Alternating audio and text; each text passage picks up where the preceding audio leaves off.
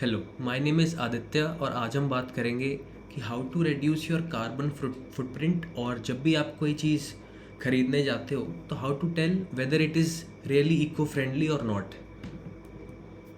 तो things to consider while consumption of goods and services. तो जब भी हम कोई भी चीज़ परचेज करते हैं, चाहे वो खाना हो, कपड़े हो, जूते या फिर इलेक्ट्रॉनिक्स या फिर कोई सर्विस है जैसे कि ऑनलाइन गेमिंग या फिर even posting this video on YouTube, तो हमें चीज़ें कंसिडर करनी है। पहला है इम्प्लिसिट फैक्टर्स। इम्प्लिसिट फैक्टर्स का मतलब ये है कि उस प्रोडक्ट के अपने आप के कैरेक्टरिस्टिक्स। फॉर एग्ज़ाम्पल, ये बैम्बू टिश्यूज़ का एग्ज़ाम्पल यूज़ करते हैं। मुझे पता है कि ये टिश्यू बैम्बू से बनाया गया है, इसके लिए पेड़ नहीं काटा गया, so in that way it is eco friendlier. Not totally eco friendly but better. तो ये हुआ इसका इम्प्लिसिट फैक्टर। एक्सप्लिसिट फैक्टर क्या हुआ? जो कि बाहर की चीज़ें हैं जो इनडायरेक्टली इसका इन्वायरमेंटल इम्पैक्ट को इन्फ्लुएंस कर रही है। For example production. मुझे पता है ये बैम्बू से बना है, लेकिन मुझे ये नहीं पता वो बैम्बू दिल्ली में उगा था या फिर इंडिया के बाहर उगा था, चाइना में फॉर एग्ज़ाम्पल।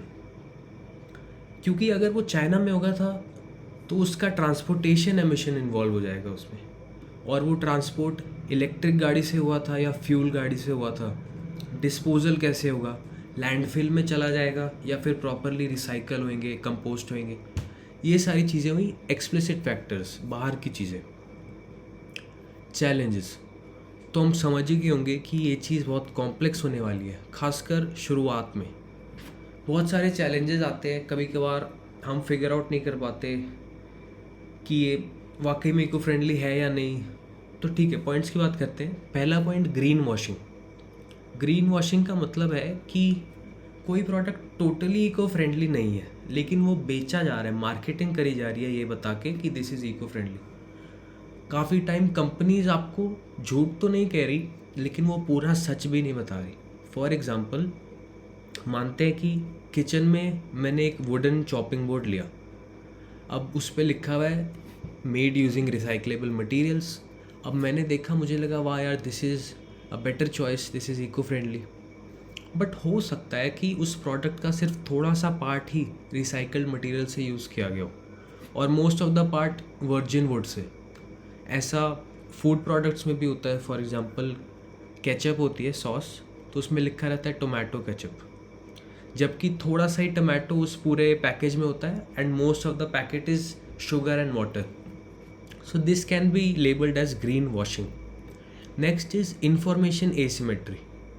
अब इसका बेसिकली मतलब यही है कि एक कॉमन मैन, कंज्यूमर्स के पास सारी इंफॉर्मेशन अवेलेबल नहीं होती, या फिर they are not equipped with the ability to comprehend sophisticated science. यानी कि लेट्स से कि मेरे को कन्फ्यूजन हुई, रिसाइकल्ड पेपर वाला टिश्यू बेटर है या फिर बैम्बू वाला टिश्यू बेटर है। I know both are better than virgin wood, but to understand which is the best, मुझे वो साइंस समझना पड़ेगा। और समटाइम्स ये इन्फॉर्मेशन ईजीली अवेलेबल नहीं होती, होती भी है तो मैं समझ नहीं पाऊँगा। Third challenge is verifiability. मान लेते हैं कोई प्रोडक्ट आप ले रहे हैं जो कि मार्केट कर रहे हैं अपने आप को इको फ्रेंडली, और वो है भी, मान लेते हैं वो है भी इको फ्रेंडली, और उसके बाद जिस गाड़ी से ट्रांसपोर्टेशन हो रहा है वो भी इलेक्ट्रिक है। वो इलेक्ट्रिक गाड़ी की जो बैटरी है लिथियम की, वो भी सस्टेनेबल तरीके से माइनिंग करी गई है और रिसाइकल करी जाएगी। बट ये चीज़ें एक कॉमन मैन वेरीफाई तो नहीं कर सकता ना जा जाके खुद से, तो आप चीज़ें वेरीफाई नहीं कर सकते, मन में एक डाउट रहता है। और यहाँ पे रोल आता है सर्टिफिकेशन प्रोग्राम्स और गवर्नमेंट का, गवर्नमेंट रेगुलेशंस, कि गवर्नमेंट प्रोडक्ट को मार्केट में आने से पहले वेरीफाई करे पूरा का पूरा लाइफ साइकिल, कि ये बना कैसे, ट्रांसपोर्टेशन क्या हुआ, और जब ये ख़त्म हो जाएगा तो ये जाएगा कहाँ, और फिर उसको एक सर्टिफिकेट दे दिया। इससे कंज्यूमर्स के मन में भी सेटिस्फैक्शन रहता है कि ओके, इस इलेक्ट्रिकल अप्लायंस पे ISI का वो है stamp, that means this is good, safe to use. Next thing is way forward, keep it sustainable. Okay, तो मैं चाहता हूँ कि आप इसको एज अ कंक्लूजन ले, leave this video with these thoughts. Transition not flip. पहला, एक इको फ्रेंडलियर लाइफ की तरफ बढ़ना is a transition, it can not be a flip. अगर आप ओवरनाइट सब कुछ बदलने की कोशिश करेंगे तो अननेसेसरी प्रेशर ही बढ़ेगा और कुछ बदलेगा भी नहीं एट द एंड। तो हमेशा one product at a time, धीरे धीरे। Next point is be environmentally aware. ये मेरे हिसाब से सबसे इम्पॉर्टेंट पॉइंट है, क्योंकि मान लीजिए अगर आज कोई प्रोडक्ट नहीं भी है मार्केट में, पेट्रोलियम या प्लास्टिक से चीज़ें बन रही है, it is harming the environment, वो चीज़ें आ जाएंगी as technology upgrades with time, है ना।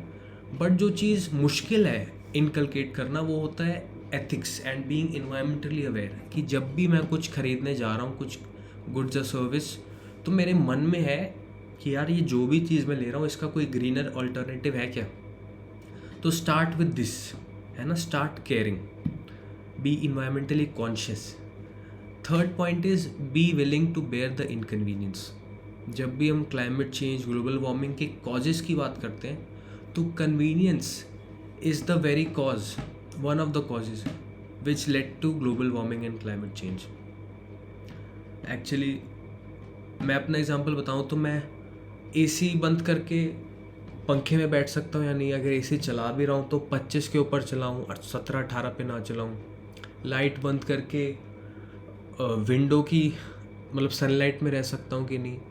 एंड इसमें एक्सट्रीम नहीं जाना ना, है ना, कि पानी ही नहीं पी रहे, खाना ही नहीं खा रहे, एनर्जी कंजम्पशन रिड्यूस करने के लिए, ऐसा नहीं करना, बट जितना पॉसिबल है उतना। Fourth point is stick to foundations. जो हमारी फाउंडेशंस है ग्रीनर लाइफ की, घर पे वेस्ट सेग्रीगेट करना, गीला अलग सूखा अलग, और बिजली बचाना, पानी की बर्बादी कम करना, ये फाउंडेशंस है, इससे बहुत इम्पैक्ट पड़ता है, more than we realise. Fifth point is squeeze every value. मान लीजिए किसी प्रोडक्ट के साथ आप स्ट्रगल कर रहे हैं उसका ग्रीनर ऑल्टरनेटिव ढूंढने के लिए, या मिल गया है तो वेरीफाई करने के लिए, तो शांति बहुत ज़रूरी है। तो शांति से आपके पास जो अभी वैसा प्रोडक्ट है, मान लीजिए मुझे लैपटॉप नया लेना है, जो मेरे पास लैपटॉप अभी है मुझे उसको मैक्सिमम ईयर्स तक यूज़ करना चाहिए, उससे सारी वैल्यू निचोड़नी चाहिए। उससे होगा क्या, उससे ट्रांसपोर्टेशन, डिस्पोजल, प्रोडक्शन की नीड कम हो जाएगी, है ना। क्योंकि जब ये एग्रीगेट स्केल पे होगा, जब इंडिया के 150 करोड़ लोग चीज़ों को खींचने लग जाएंगे, तो बाकी जो एमिशन इंटेंसिव प्रोसेसेस होते हैं उनकी फ्रीक्वेंसी कम हो जाएगी। So it will help a lot. So that is it for today and all the best and thank you for caring for our planet.